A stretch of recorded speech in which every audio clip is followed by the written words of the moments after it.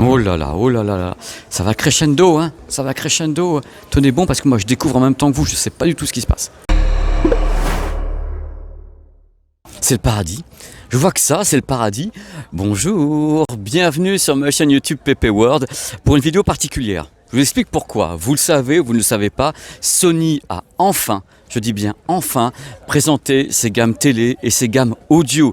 Ça a enfin été annoncé avec tout ce qui va bien. Mais par contre, pourquoi est-ce que sur ma chaîne YouTube, il n'y a pas encore justement les vidéos des gammes télé et tout le tremblement alors que l'embargo a été libéré? Je vais vous expliquer ce qui s'est passé. J'ai tourné 2 reportages sur les gammes télé et barres de son à Los Angeles. Donc cette partie-là a été faite.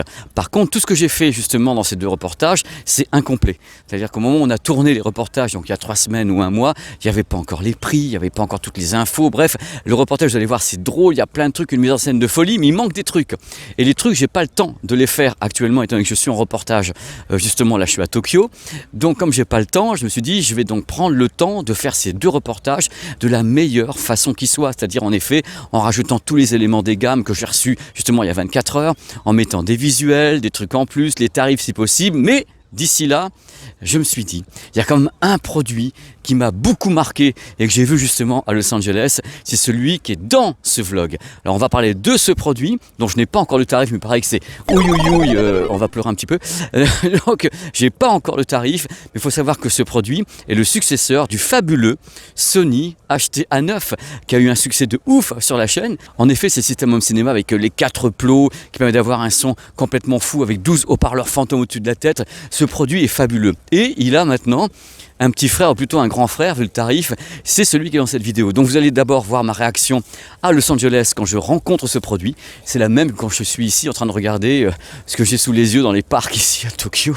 Donc ce sera la même chose. Et après, je vais vous donner les caractéristiques techniques du produit de façon analytique. Je vais vous dire, voilà, il fait ci, il fait ça. Wow!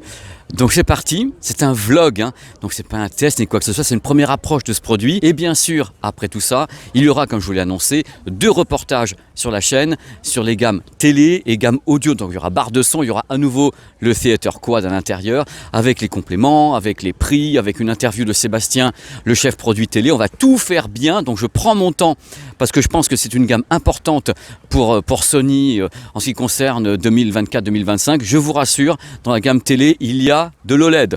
Ils n'ont pas arrêté l'OLED, ça sera d'ailleurs confirmé par les gens que j'ai interviewés. Donc voilà, pour le moment, allez, on quitte Tokyo et on part ensemble à Los Angeles avec le petit chevelu qui va être épaté. Mais de folie, hein. Allez, c'est beau, hein. Go!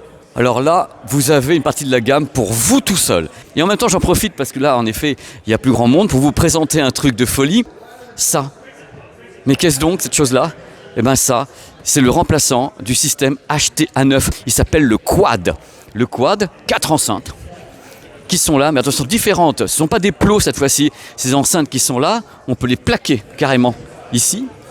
On peut donc, si elles sont à haut, là, je fais du moonwalk. On peut soit les avoir sur un pied, soit les mettre à l'arrière dans la pièce. Et attention, je vais vous montrer le boîtier.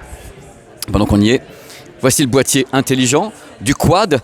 Mais je crois que ça va être plus cher que le HT-A9 et en plus il y a des fonctions différentes, c'est-à-dire que normalement le HT-A9 on place les haut-parleurs où on veut et le système calcule, bah, tiens il est là, machin un truc. Et cette année il y a non seulement un calibrage automatique mais en plus par rapport à l'endroit où vous avez le smartphone dans la pièce, le Quad va donc vous calculer, si je peux dire, vous mapper et dire tiens il est là celui-là, et il va donc calibrer les effets par rapport à l'endroit où vous êtes, du moins où vous avez placé le smartphone. C'est une possibilité. Plus beau décor qu'on puisse trouver sur une vidéo tournée comme ça à Tokyo. Voici maintenant les caractéristiques techniques. J'ai carrément la fiche produit sous les yeux. Il me reste que ça pour vous informer, mais c'est important de vous informer. Alors le système, c'est le grand frère du HT-A9, sauf que ça va plus loin techniquement. Ce ne sont pas des plots ronds comme ça, ce sont des enceintes qu'on peut carrément plaquer sur le mur si on le veut. On peut les mettre sur les pieds à l'arrière. Vous avez vu dans le début de la vidéo à Los Angeles, c'est assez dingue. Alors bien sûr compatible DTS-X, Dolby Atmos, compatible avec le système Sony 360 degrés audio. Je sais pas si ça marche, si ça se vend, j'en sais rien du tout, mais c'est compatible. Il y a plein de bonnes nouvelles, hein. Le boîtier, justement, que vous avez vu tout à l'heure dans la vidéo, est compatible IMAX Enhance. Les enceintes ont bien sûr des haut-parleurs d'élévation, des haut-parleurs de côté avec un woofer à bord. Il n'y a pas de radiateur passif et on verra tout à l'heure, on pourra ajouter des éléments comme un caisson grave et encore des enceintes arrière. Concernant la connectique, il y a des ports HDMI 2.1 qui sont, à ma connaissance, sur la fiche produit, compatibles 4K HDR, 120 images par seconde en pass-through, c'est-à-dire ça traverse le produit, compatible VRR et ALLM pour le gaming. Il y a le Bluetooth à bord, il n'y a pas de Bluetooth multipoint sur le boîtier à ma connaissance. Le système est bien sûr Wi-Fi. Sony oblige, le concept est compatible ARS Audio, hein, ils le défendent depuis le début, hein, ils sont japonais.